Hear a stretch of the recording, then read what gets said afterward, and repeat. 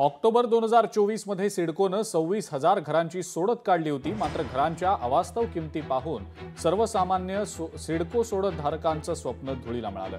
सिडकोनं पंतप्रधान आवास योजनेच्या नियमांचं सर्रासपणे उल्लंघन करत घरांचं क्षेत्रफळ कमी आणि किमती जास्त असा प्रकार केला।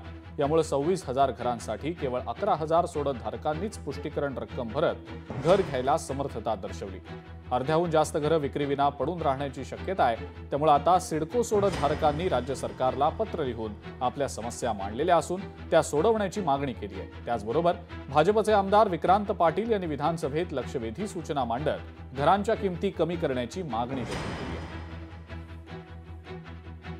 या घरांच्या किमती तातडीनं कमी केल्या पाहिजे। सिडको काही प्रॉफिट मेकिंग ऑर्गनायझेशन नाहीये।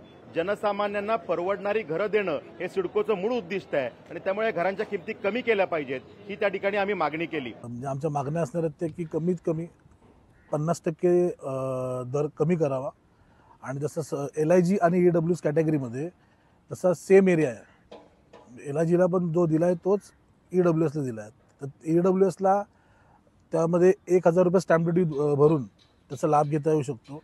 तर LIGला अन्याय न करता LIG गटवर्गाला सुद्धा 1,000 रुपये स्टॅम्प ड्युटी भरून त्याचा लाभ घेता यावा अशी सरकारनं प्रोव्हिजन करावी। आमच्याकडून इन्स्टॉलमेंटचे पैसे हे 2027 मध्ये काढून घेणार आणि तिथून पुढे 3 वर्ष आम्ही काय करायचं हा आमचा प्रश्न आहे। म्हणजे तुम्ही लॉटरी 2024 ची काढली, आम्हाला पोझिशन 2030 ला देताय आणि आमचे पैसे 2027 पर्यंत तुम्ही जमा करून घेताय।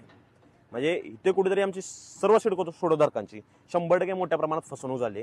त्याबद्दल यामध्ये सिडकोच्या प्रकरणामध्ये सरकारने हस्तक्षेप करून सर्वसामान्य सिडको सोडतधारकांना न्याय मिळावा ही आमची सर्व सिडको सोडतधारकांची अपेक्षा आहे।